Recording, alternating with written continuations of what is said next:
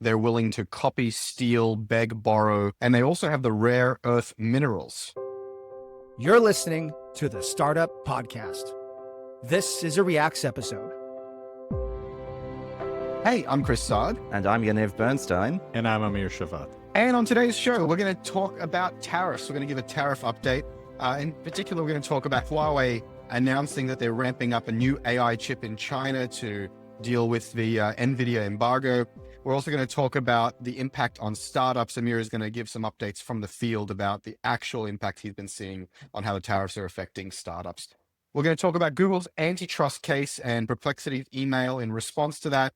Is Google's behavior monopolistic, or is it just what anyone would do in their position? We have a real debate about that one. It's going to be fun. And then we talk about the fact that using please and thank you is costing OpenAI millions of dollars in wasted tokens and compute, and what Sam Altman really thinks about that.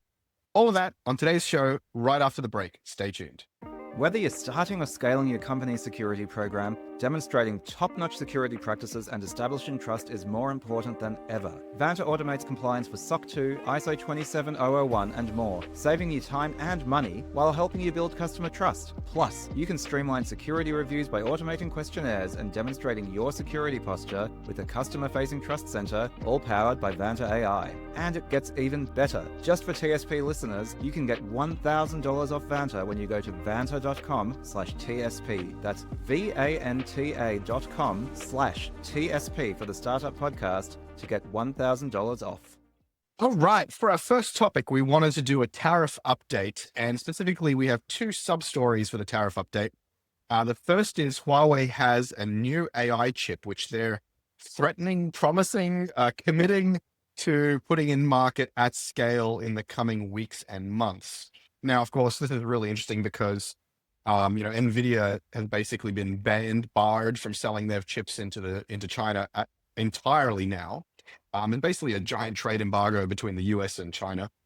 And the question has been, is necessity the mother of invention? Are we pushing China to accelerate their innovation, their success in AI and in other areas? And is this new Huawei chip an example of that? And obviously this has been coming along for some time, but if they don't have access to NVIDIA, they're going to be forced to go create their own stuff. Amir, what do you make of the new Huawei chip, AI chip announcement? Is this real? Are they really at the right nanometer? Is it the right horsepower? Is this accelerated by the tariffs, or is this inevitable? I ordered the millimeter tool in order to be able to measure between all these chips.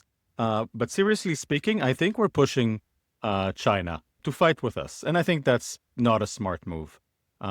In general, I think tariffs create multiple layers of fight. They create business fights, like tariff wars or trade wars.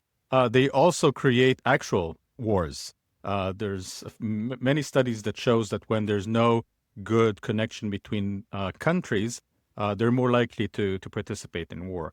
So I'm against that in multiple layers. Now, specifically here for AI, I think China would be stupid not to create an AI chip.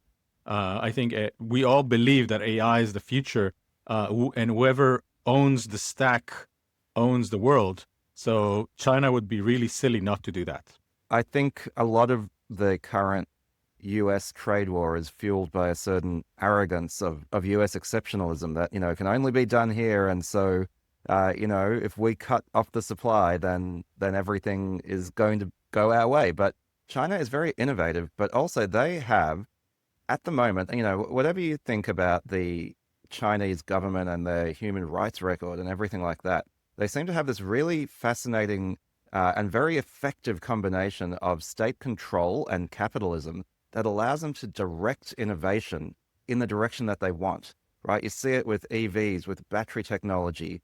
If they decide that something is strategic, it's a bit like the United States in the 1960s with the space race, right? They're like, we are going to invest in this, and they have the talent and the wherewithal and the operational expertise to make really rapid progress. And so this trade war has said, okay, now we really need to care about AI chips.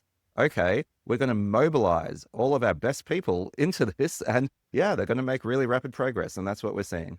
I want to double down on that. I've seen an interview yesterday with Tim Cook, and he said that if you organize a meetup of all the tooling engineers for chips in the Silicon Valley, you would get a room. And if you'd organize the same meetup in China, you would get a stadium. So like the level of proficiency that China has, you should not use hubris when treating China. But of course, the current regime doesn't understand that. So you had JD Vance saying that we're borrowing money from Chinese peasants to buy things that Chinese peasants make. And folks, like, it's not the 1970s anymore. These are not peasants. These are highly skilled, highly educated, highly trained folks. And you know, they can easily do anything that they put their minds to. Yeah, the key words are definitely arrogance and hubris, not to mention stupidity and sadism and cruelty. You guys mentioned some of the key words here. You know, they have the focus, they have the scale, they have the talent, they have the infrastructure. There are two other things they have that you guys haven't mentioned, which is A, the ruthlessness. They're willing to copy, steal, beg, borrow, and otherwise to catch up and keep up. And you know, I don't blame them. And they also have the rare earth minerals. They have basically a monopoly on the raw materials to make these things. And so, yeah, this kind of backwards 90s, 1930s thinking is, it's so baffling. Amir, I don't know if you've caught up with the last few episodes, but I've just landed on the word dumb. Like, you know, that you watch all these shows and CNBC and CNN and, you know, All In, and they're all trying to parse and, you know, articulate and communicate and figure out the mind of what's going on. And it's so obviously dumb on the face of it. I've run out of words and I feel like anyone trying to be sophisticated in the face of this stupidity is almost playing some farce. There is no sophistication, so I don't know that it deserves much sophistication in commentary. It's dumb. It's really dumb. And they're shooting, and you know, Yaniv correctly, I think, escalated the term to evil. But in this case, you know, it's sort of marketplace dumb, right? They're going to actually, it's going to be counterproductive to their stated goals. So yeah, it's no surprise to me Huawei doing this. And if we were all running China, of course we would do this. The last piece here is the way this hubris and arrogance is playing out is Trump and JD and all these guys seem to think they can do things like put massive tariffs on everybody, and then they kind of threaten, like, don't you dare retaliate. It's like, no, we're the only ones who get to act recklessly, and don't you dare think about doing that yourselves. And don't you dare to have conversations between Europe and Canada directly. Who the hell do you guys think you are? Right? So this naked arrogance and double standard is so silly. It's so ridiculous. Yeah. It's the number one action against what they're saying that they want. I think it's the easiest way to weaken America in the world market. And what they're saying is that they want to strengthen it. But what happens is actually all these connections are created without the US. So the US might be isolated in the next 4 years. Yeah, that was Ezra Klein's point on the All In podcast last week, and we covered it on this show, which is he's saying, you know, the US is getting a lot of people coming to its door, groveling for trade deals, but what they're not seeing is the 5 other phone calls to the 5 other countries to create a web that circumvents and routes around the US. And this is ultimately going to bite everybody in the butt. Now, we've talked about this a lot. Look, the AI chip, if it's real, if it's useful, if it's anywhere comparable to the NVIDIA one, is smart for them to do, almost inevitable for them to do, and it puts them in good stead, and it shows, you know, the fruits of this labor. Let's talk about startups and the direct impact of these tariffs on startup. You know, we touched on this last episode, Amir, but I think you have an update from the field as a capital allocator, as an investor, as an advisor. You're seeing some direct anecdotal evidence here of the way it's affecting your portfolios. So give us a bit of an update on that. Yeah, so it's very interesting. We all talk about the impact of tariffs on big companies like Apple and Amazon, but I think it's also impacting local innovation in the US and startups specifically. When you look at companies that I talk to, some of them use hardware. And there was a quote that from one of the founders that I've been working with, not in my portfolio, but helping. And he said that, like, all his hardware is now 2 times more expensive. That is a big impact. That changes your business plan. That changes your ability to be competitive in the market. So that's one. The second one, which is a company that we actually invested in, they're still in stealth, but what they decided is not to incorporate in the US. Because they do a lot of things with robotics, they said, listen, we don't know what will happen between China and the US. It is smarter for us to be incorporated in Europe and not be under US law, because we want to collaborate with Chinese companies. Now, as VCs, we've been telling our companies to incorporate in Delaware for many, many years. But now, if they're actually doing things in China and many other countries, it might not be smart for them to incorporate in the US. I'm still, I think it still goes to the US in many, many cases, but it could be that in the future, opening a startup in the US, if you're doing hardware, for example, is a wrong idea. Yeah, I mean, there's this concept in business called sovereign risk, right? Which is this idea that when you do business in a particular country, one of the things you consider is the extent to which the government might be able to fuck things up for you, right? Will the government honor its contracts? Will the government change its mind later and screw your business? And generally, if you are doing business in a country where the sovereign risk is considered to be high, there's a real premium to doing business there, right? Which is why until very recently, governments have competed on being business friendly, right? You want to minimize sovereign risk. You want to say, we're a government that is predictable, that honors our commitments, that has the rule of law, all of these things, so that you will do business in this jurisdiction. And what you've seen is the US, which has traditionally been amongst the lowest sovereign risk jurisdictions. You're like, why wouldn't you incorporate in the US? Well, that's just gone up. And that's an example of some of the second order effects of this trade war. You know, no matter what happens, I see there's breaking news now that Donald Trump has said he's going to lower the tariffs on China. Well, great, fine. You know, it could well shake out that most of these tariffs go away. And, you know, some people think it's a sort of 4D chess negotiating move. But it's going to be a thing where trusting the United States as a place to do business, that's taken a long-term hit, right? And you now start to think, is Delaware the right place, to your point, Amir? Or maybe should we go somewhere else where they don't play these sorts of games?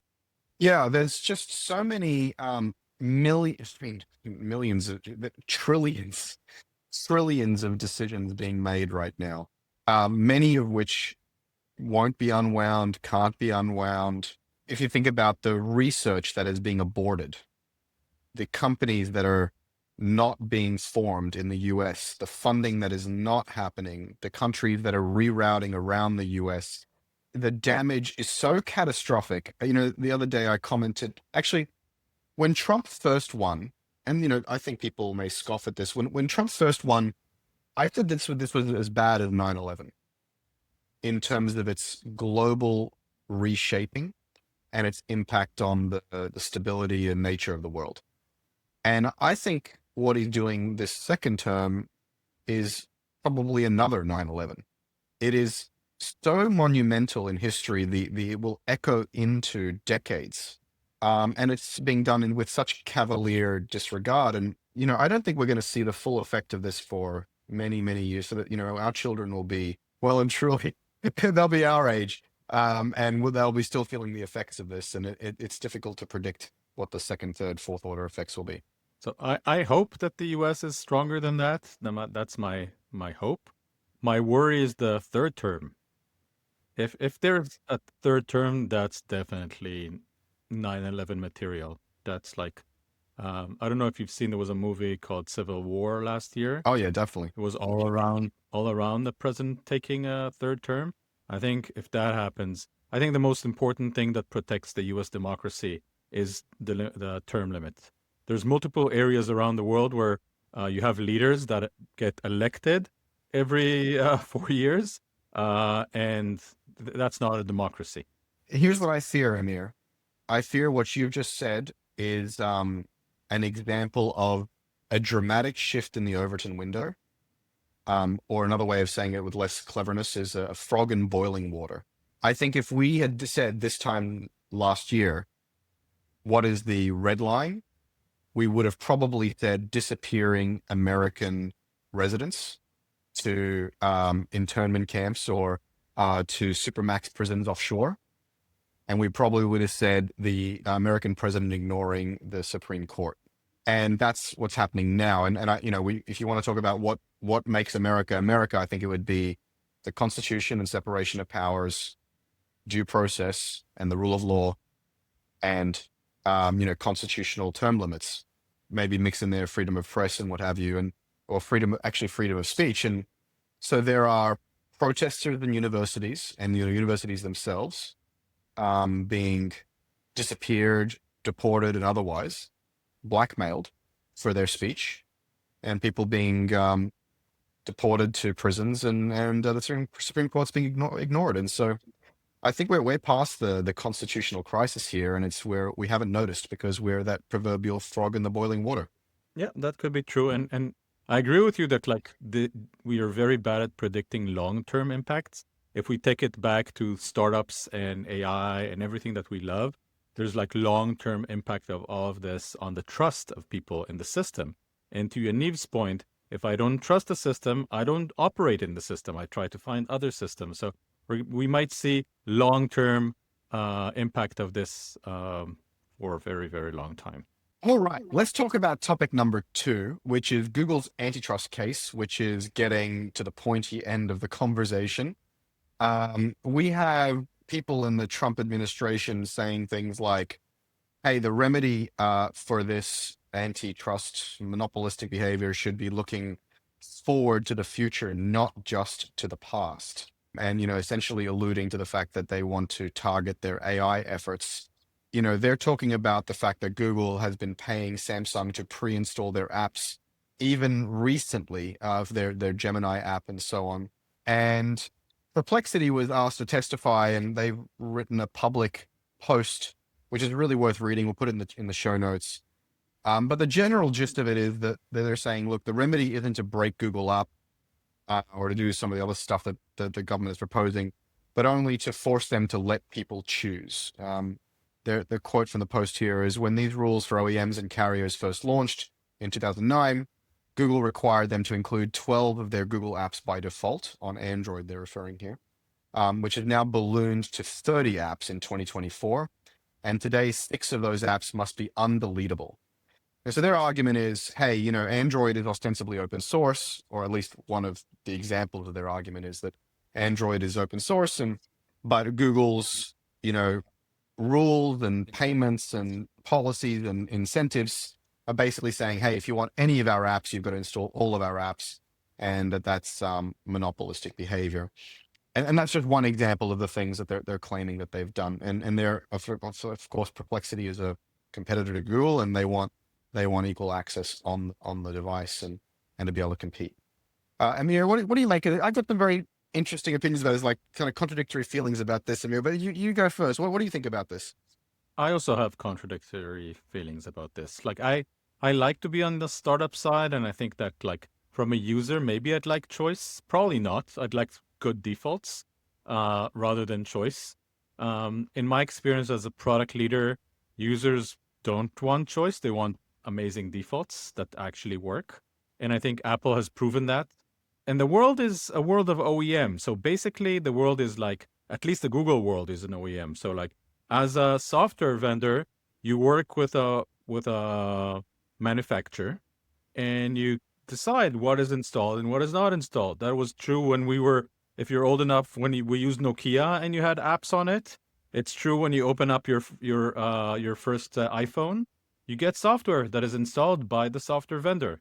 Being uninstallable, I don't know how I feel about that, but I do like the fact that everything connects and everything works together. I don't think there's an evil part here. I think for my experience working at Google, Google just creates more things, and then strong PMs decide to put those things inside the deal with Samsung. And Samsung says, yes, we'll get free software, so we're going to put and you're paying us, so we're going to put all your software there. I don't think this is a valid way. I think it is a valid way to do business, and I don't think I'd like to have the government try to change that. So if Perplexity is really, really good, their app should be amazing and should be installed on every phone. The fact that Google has distribution should be relevant if they really, really excel.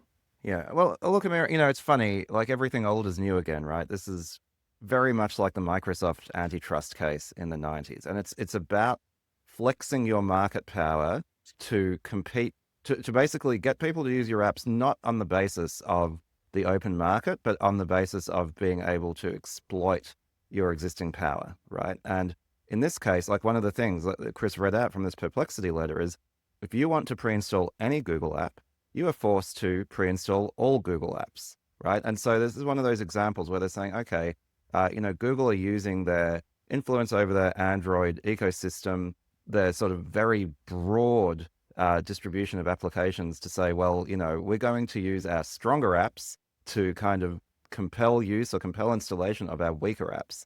And so it's no longer a kind of a fair competition. And so that means that these pre-installed apps are not necessarily the best ones. They just happen to be Google's ones because Google is using that power. And so I think, yes, I agree, like choice is clumsy, right? And I remember the remedy in the EU for the Microsoft case was having this kind of modal pop-up when you installed Windows and said, which browser would you like to install? And no one wants that, right? But I think what you can do potentially is compel some of these, monopolistic practices like that.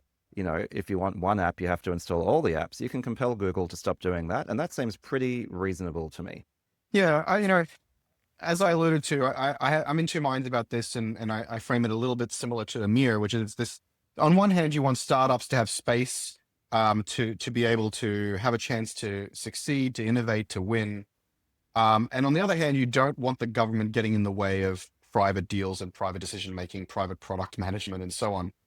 The argument for startups is obvious, right? Which is if Perplexity is coming up and trying to innovate, and Google is by default installed everywhere, they're using their marketing muscle and their dollars to win. Bad for Perplexity, and I feel for Perplexity. If I was Perplexity, I'd feel really upset about that. But the argument for Google, I think, is a little bit more subtle and nuanced. They built Android. That's the house they built.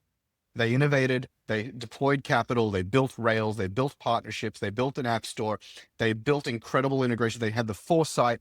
That is their home. They built it. And they're allowed to bundle their apps with the bloody thing. And they're not even bundling it with the open source Android. They're bundling it as a separate deal, if I'm reading this correctly, which is you get Android for free with no strings. But if you want our apps on Android, which by the way, we bloody built, you have to take all our apps. You have to enter in our ecosystem. That's how our ecosystem works. And as far as I'm concerned, that's just standard product and business and deal making. And it's like, who the hell are the government to tell people like that you're not allowed to do that? They built the Rails, they built the platform, they built the deal. Well, I think that the point of antitrust, Chris, is that things that are okay when you don't have a monopoly stop being okay when you do have one, right? And I think that's kind of the point here, which is like, okay, if Google's some little upstart and they want to have these bundling deals in the house that they built, then of course that's 100% legitimate.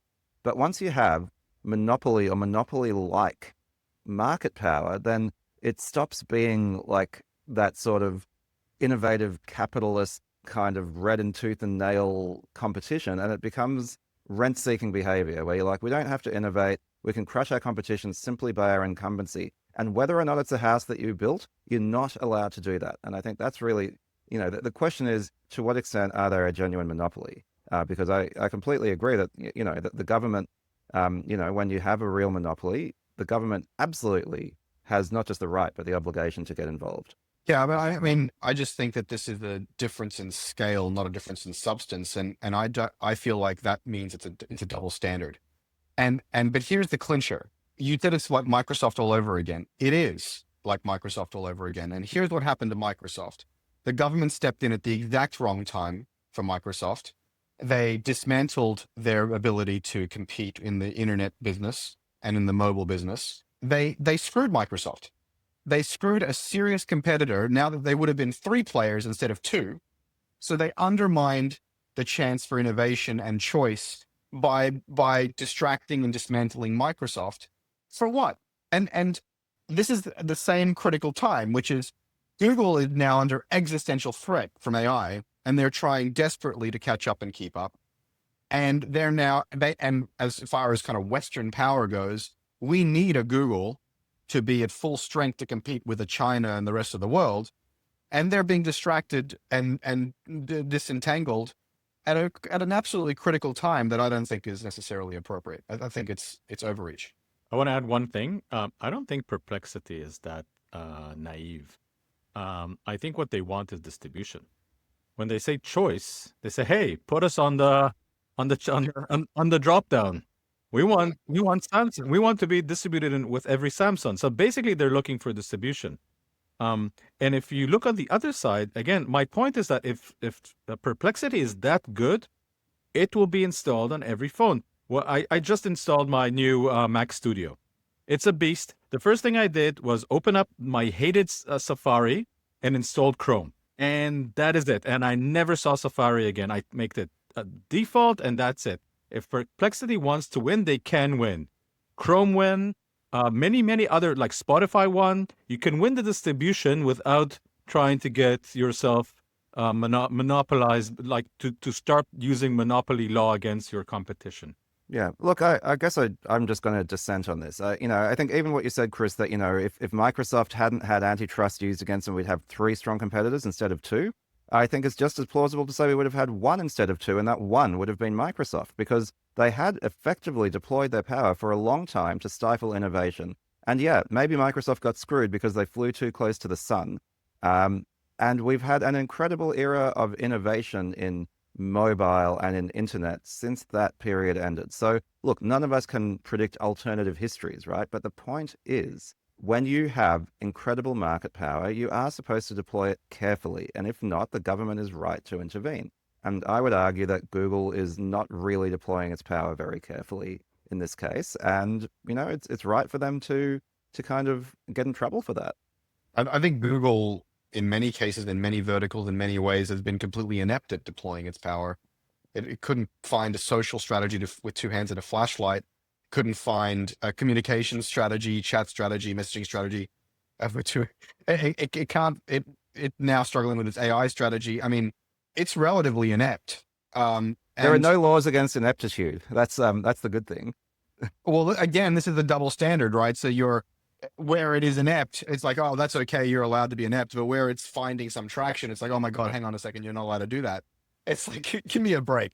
And it's dude, that is not a double standard. Of course you're allowed to be inept. What you can't do is exploit your existing advantage in one market to win in another market. Like, that is the fundamental basis of antitrust law. There are people using their advantages to win in different markets, different segments, different personas, different applications all day long. And without Google, Android would not exist.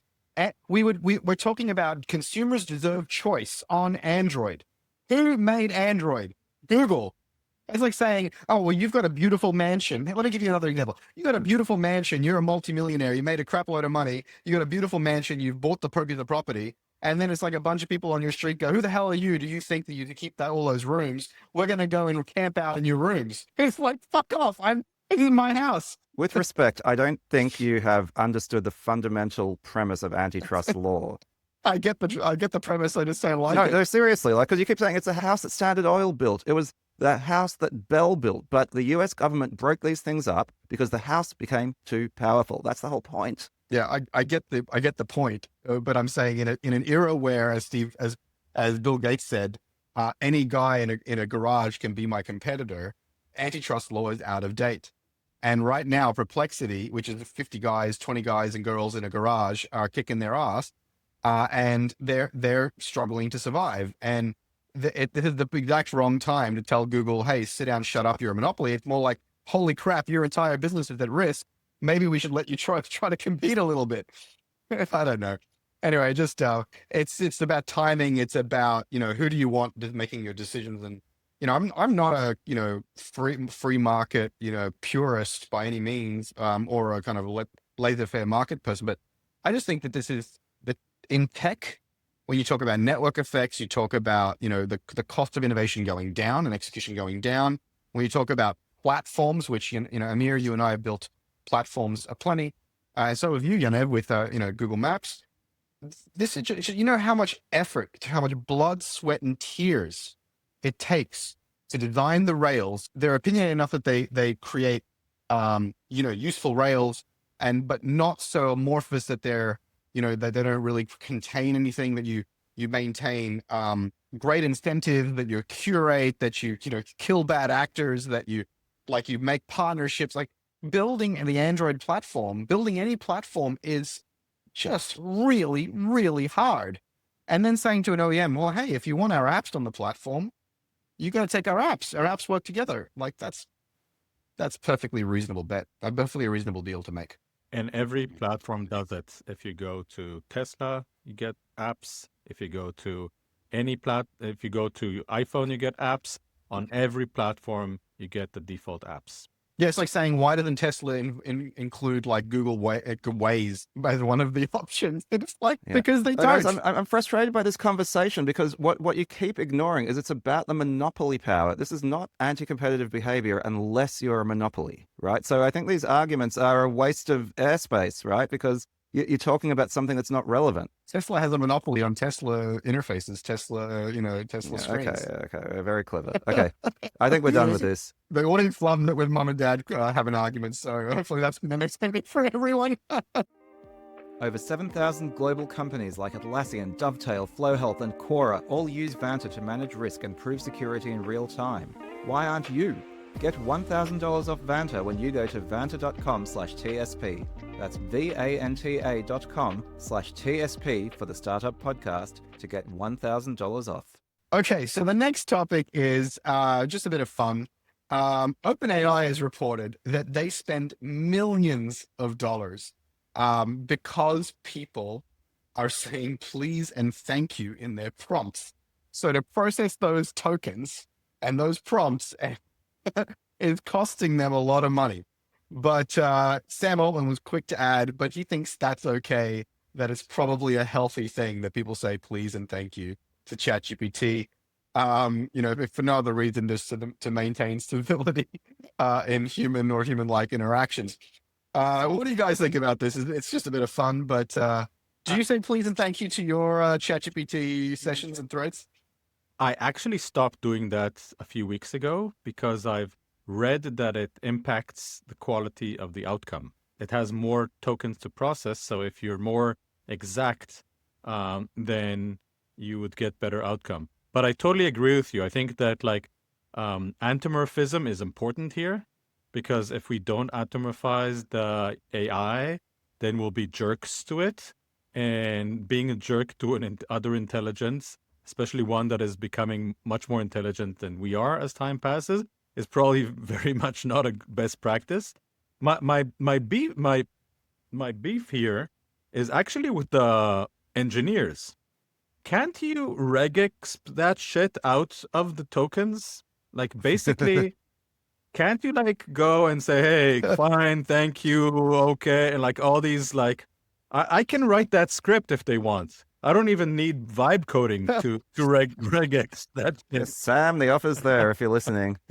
Well, I mean, it's fascinating, right? I'm actually really deep down this rabbit hole because, Amir, you mentioned that you stopped doing it because it actually affects the quality of results. And I read, I'll admit, I didn't read the whole paper. I read a summary of a scientific paper that basically showed that if you expose an LLM, a modern LLM, to a sort of traumatic discourse, it will actually show some signs of trauma and it will behave in a different way. But then if you ask it to do some mindfulness exercises, then it will recover its performance, right? And so there's this really interesting question where it's like, okay, are LLMs intelligent or not? It becomes something that's in the philosophical realm, because what's true is we have got this technology now that has been trained on so much human data that the outputs of this black box are very much resembling what would happen if you treated a human in that way. And so things like please and thank you, they're not null operators, right? In the same way that manners actually affect the output of another human, manners affect the output of the LLM. And the best way to think of an LLM is to treat it as another person, not because you're anthropomorphizing it, but because that's how the interface effectively has been designed. And, I think it's just really cool. My favorite part of your comments there, Yaniv, is that you call them null operators. While talking about how it reacts like a human. I say please and thank you. I've also seen studies like that, Yaniv, and I've heard that if you compliment it, and tell it how to role play, you are an excellent, tax accountant and advisor, and you are amazing at this. And now tell me XYZ, it performs better. For my money, I say please and thank you just because I don't want to be murdered when it achieves consciousness and embodiment. And I wanted to, I actually said to it the other day, I hope you realize that if I don't say thank you, it's just because I'm in a rush or busy or something. And so please don't kill me once the robot uprising occurs. And it said, got it, no worries. I'll make sure that you are not evaporated, that you are not marked for destruction when the uprising occurs. And I was like, that's pretty funny. And so, yeah, I just wanted, and now with new ChatGPT can now remember all of your chat history. And yeah, I'm working really hard to make sure that it treats me as a friendly and not an enemy of the new robot race. Maybe as an exercise for the next episode, we can play a role of like, if you were a super intelligence, what would you do to reach your goals, right? And I think what AI is now doing, playing stupid and funny and doing cartoons, is exactly what I would do if I were to reach the goal of survival, like any species. Yes, exactly. Like puppy dog eyes, like kids being cute. These are we will not know when it's manipulating us. Actually, that's the other study that I heard about recently. I didn't read the article, but that there is evidence that when it knows it's being evaluated, it performs differently than when it's not being evaluated. Wow, that is crazy. Just for fun, just to go back to Trump for just half a second, I did ask it, hey, if you were a Russian agent president, a president that was captured by or beholden to the Russian, whatever, oligarchy, what would you do to undermine and destroy America from the inside? And it literally listed 10 or 15 things that it would do. And then I said, now compare this list with the things that Trump has reportedly done. And it listed those things out. And then at the end, unprompted, it just said, wow, you're right. The overlap is remarkable. It determined that it was a real remarkable overlap. I don't know if that's funny or sad. You're laughing, but I'm not. I don't feel like laughing. If you don't laugh, Amir, you'll cry. Yeah, I'm laughing so I don't cry. Exactly. It's called gallows humor. A nervous laughter. All right, guys. Well, that's our show. A lot of politics, a lot of debate about antitrust law, and a little bit of humor here, saying nice things to ChatGPT. Amir, how can people find you on the internet if they want to follow your work or ask you for capital? I'm available as Amir Shevat on LinkedIn and as amir.blue at Blue Sky. And Yaniv, how can people find you? I'm on LinkedIn trying to make it a less boring and less totalitarian place. I love getting connection requests from TSP listeners, so just let me know that's where you're coming from, and I will accept your request. How about you, Chris? Awesome. Yeah, you can find me on all the social media at Chris Saad or my site, chrissaad.com and chrissaad.com/newsletter. But otherwise, you can catch me on the show in the next episode. All right, guys, thanks for joining me. Today's episode of the Startup Podcast was brought to you by Vanta. Vanta automates compliance for SOC 2, ISO 27001, and more, saving you time and money while helping you build customer trust. Plus, you can streamline security reviews by automating questionnaires and demonstrating your security posture with a customer-facing trust center, all powered by Vanta AI. Over 7,000 global companies already use Vanta. Why don't you? Get $1,000 off Vanta when you go to vanta.com/TSP. That's VANTA.com/TSP for the Startup Podcast to get $1,000 off.